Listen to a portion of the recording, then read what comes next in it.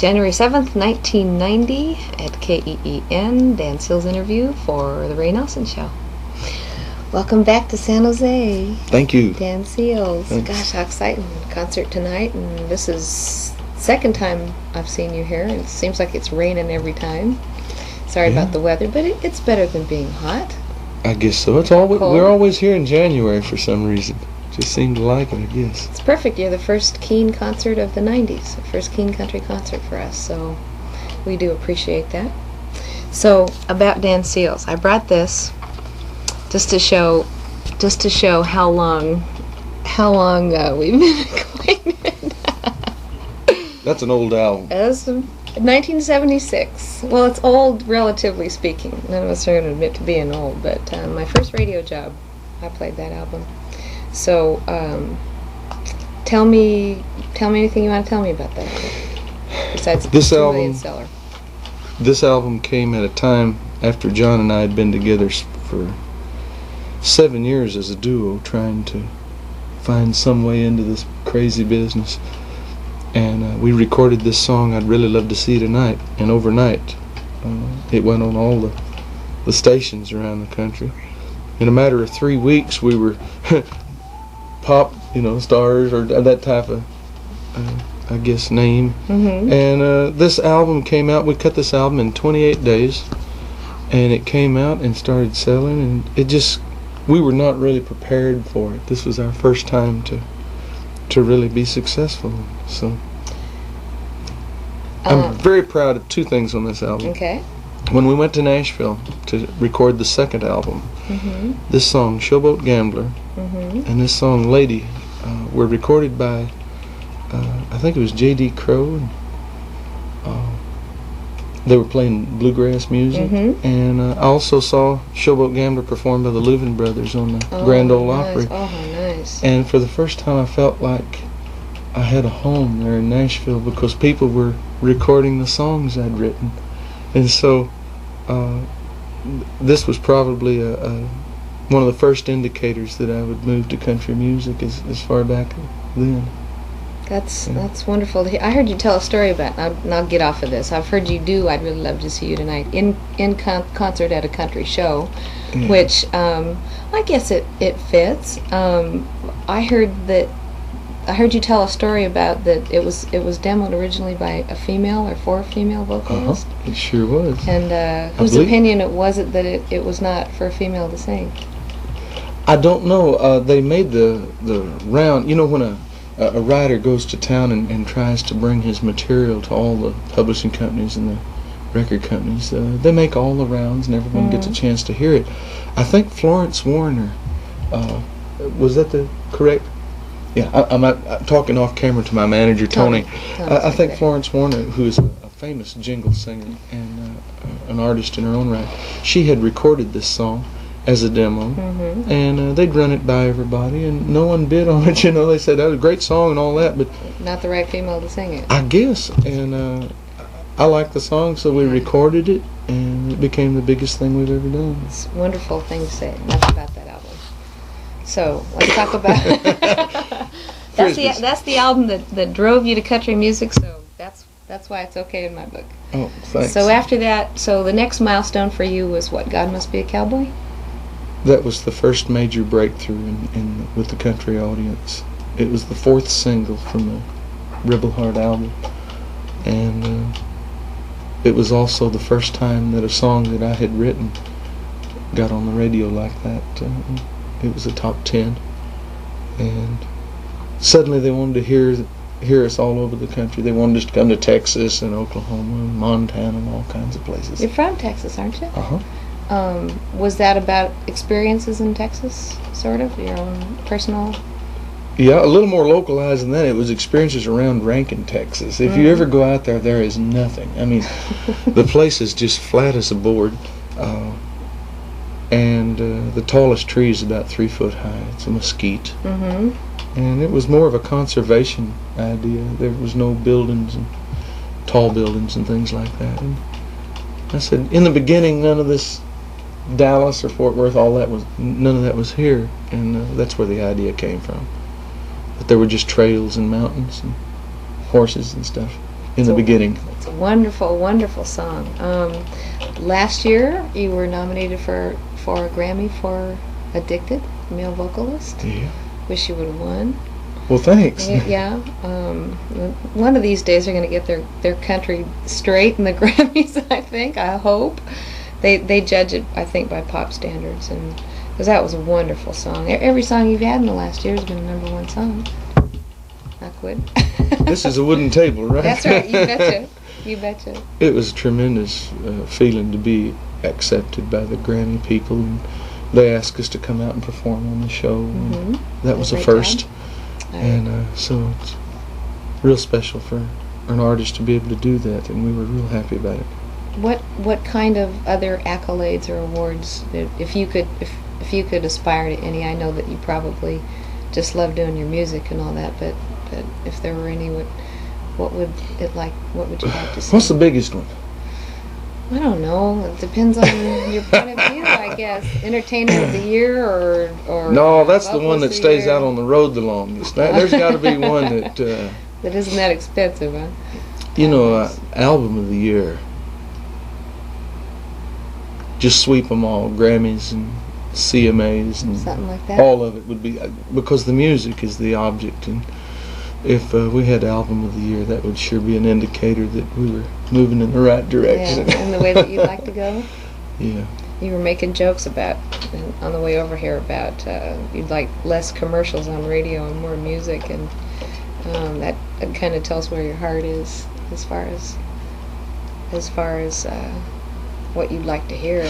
Well, you know, I like commercials and advertising and stuff like that, but I have yet to have my heartstrings pulled or something by a commercial. It's, you know, you get your mind on the product, but there's lots of songs out there that tear me up. And what songs? Tell me what songs you like by other persons than yourself. What influences you? What do you listen to? You ever heard a song called "I Go Crazy"? Sure, by Paul Davis. Yeah.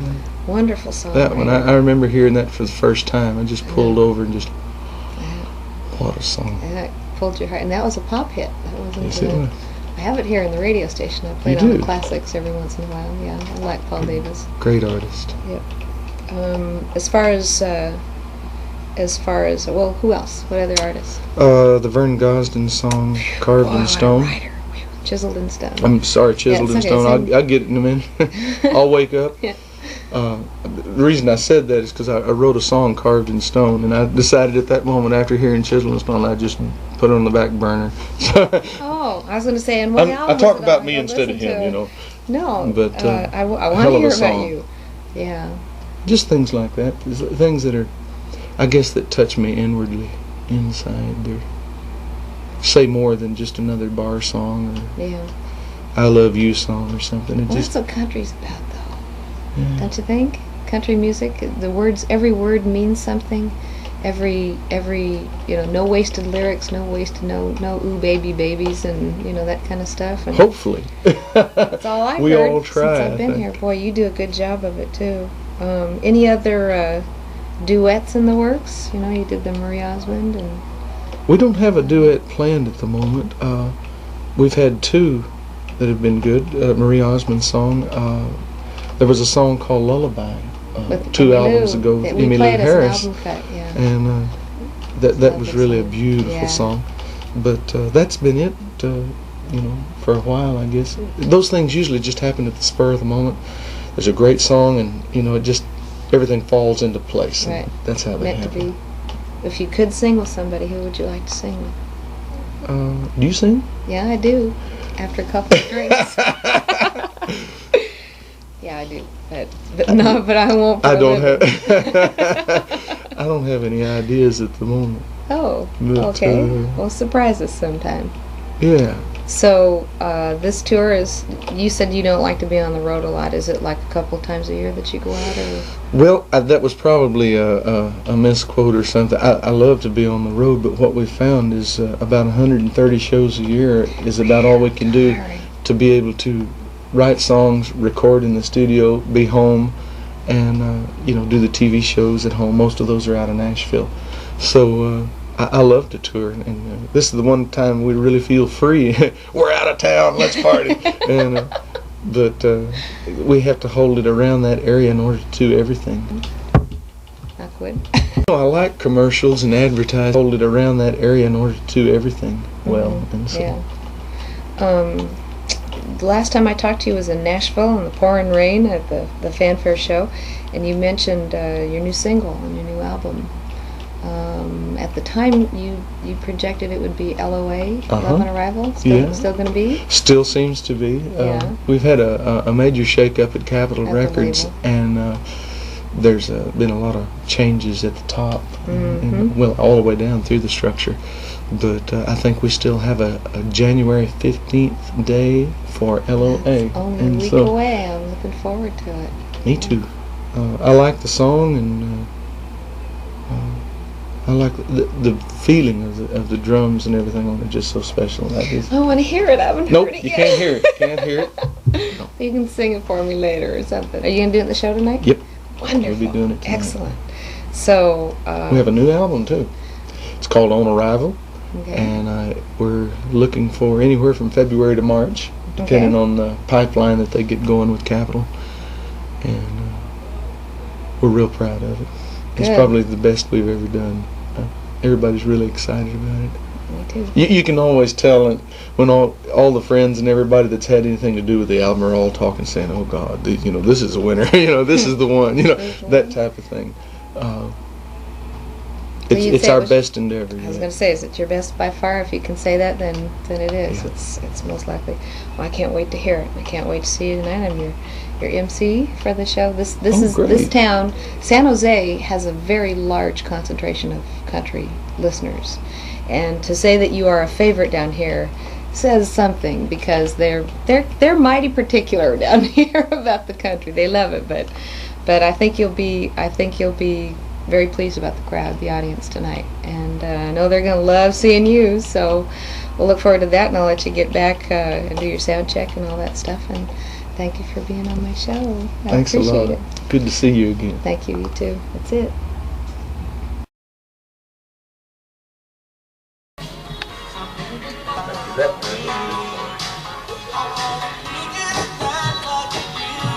Great kick drum sound.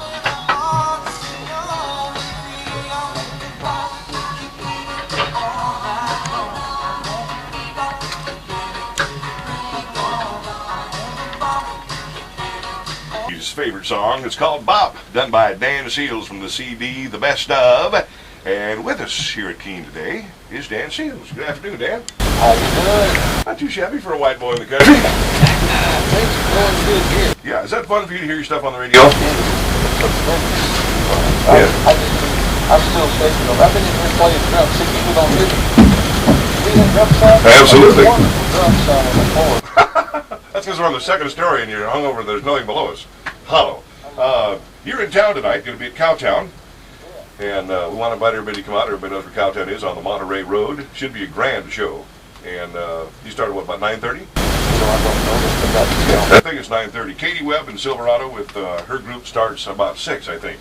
So get there early for a good seat. Should be a good show. Thank you for stopping by to visit with us. Anything you want to invite people down? Have this on your mind you want to say? Sure. Don't preach too long. We've got, unedited country. No. That's a brand new company. It's going to be doing a lot of that in Nashville and Canada. And they have albums. You call 1-800-Country to get the greatest hits albums and things. And we're the flagship for that country. And it's going great. Good. Called 24 hours a day, and I'm just proud to be part of it. Well, leave us some information and we'll help you promote it. All right. Thanks for coming by to see us. And you had another song. You said Bop was one of your favorites. And the other one, if I can recall to see, was Everything That Glitters Is Not Gold. Is that correct? That's probably the most favorite song I have. Here it is. Thank you. Okay, buddy. Saw you